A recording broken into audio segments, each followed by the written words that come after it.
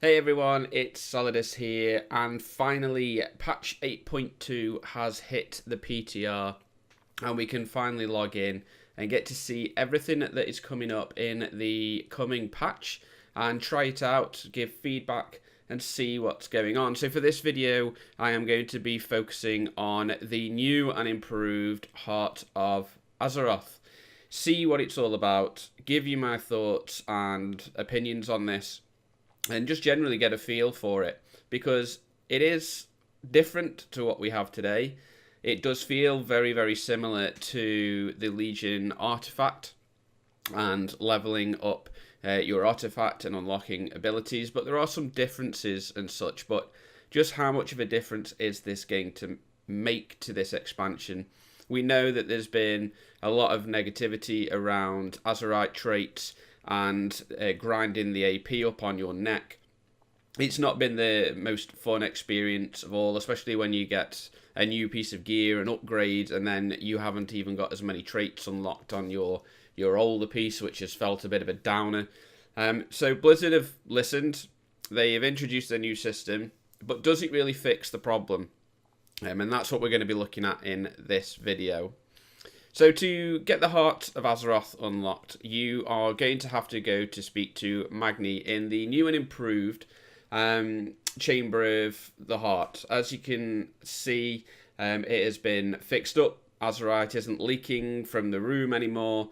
And whilst you are in here, there is the sound of a beating heart, which is quite eerie. Mother is in there after you did the quest line in patch 8.1.5 and you brought it here. The patch cycles has been completed and you will be able to accept a quest from Magni.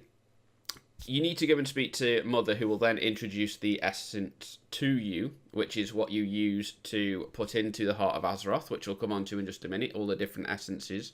And there will be a cutscene here. It's not in at the moment on the PTR, so you can't see it, but essentially it is where she introduces all of the essences to you. And then what will happen is Mother will send you on a journey all across Azeroth to stop all of these Azerite seals that have, or wounds as Magni calls them, that have erupted, and you need to travel across Azeroth to fix them. Now, this is quite cool at first because it's taking you to all these different locations across the world, some of which you haven't seen for a while, some of which were in Legion and such, and there are some different characters that you'll come into contact with and recruit essentially into a team that is saving Azeroth and defending Azeroth. And there are also some hidden little characters if you search around closely enough, which gives you a bit of an insight into what could potentially be coming down the line, especially in Rathian's case. There's a little spy that you can find lurking around in the first place that you visit to.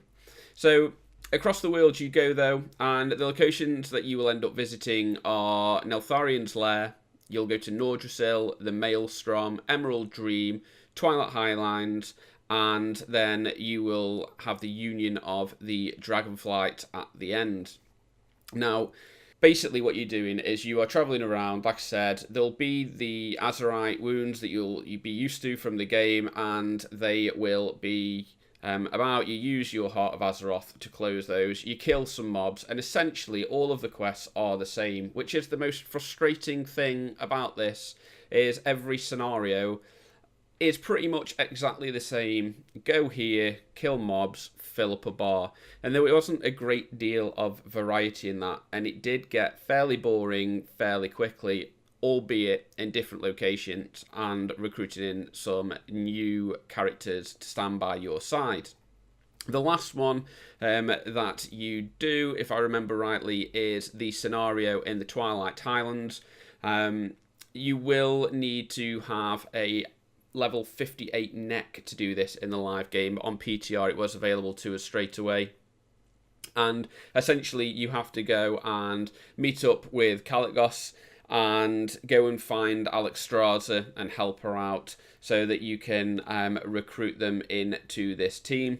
And then you will come back after doing all of these quest lines, and you will unlock these essences that you can plug into the Heart of Azeroth.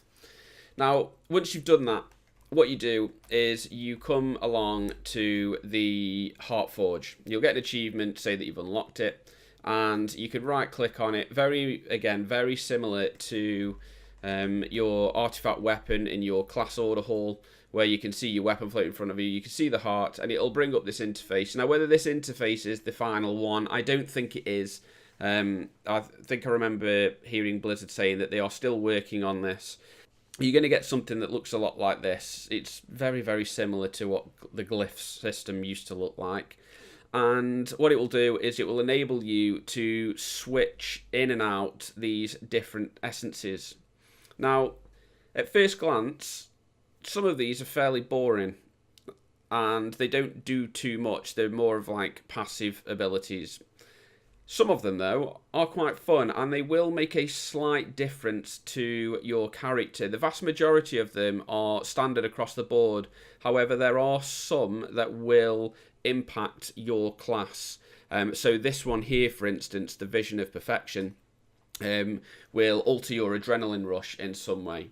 Now, each essence has a major power and a minor power. And on your Heart of Azeroth, you have a minor slot and you have a major slot. Now, you can only put these essences in one or the other, dependent on what you want to use. So you do have choice in how you want to use these essences. So the one that I have got in now is the Crucible of Flame.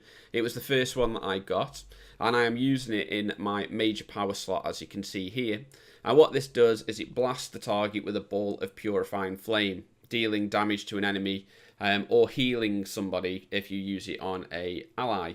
Each cast of Concentrated Flame deals double the damage or healing of the last, and it resets every third cast. Okay, so this is an ability that you can put on your action bar, and you can use it in your rotation if you wish. This ability looks quite cool, and it gives you more options to use in your rotation if you wish. And it does hit quite hard, especially on some of the mobs out in the world.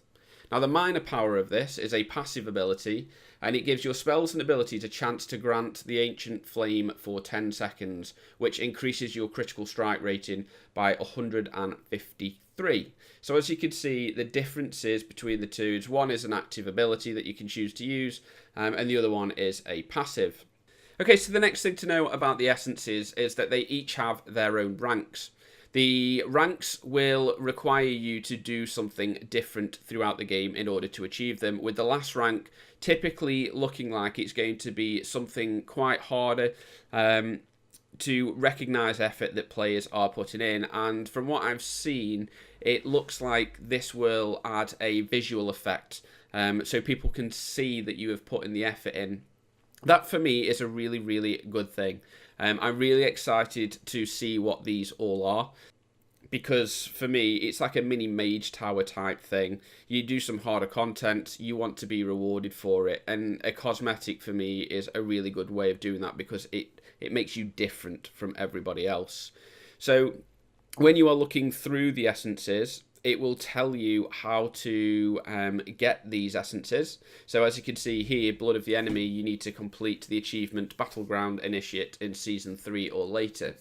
The one above it, you need to claim a weekly PvP war chest in Season 3 or later. So some of them are based around activities that you do in the game. Others, you have to complete quests. You have to get certain levels of reputation, like this one, for instance, the Rust Bolt Resistance. So there are various ways of acquiring these essences throughout the game. And like I said, there are going to be higher levels, higher ranks for each essence that will require you to do something challenging in the game, and you will be recognised for that in a visual.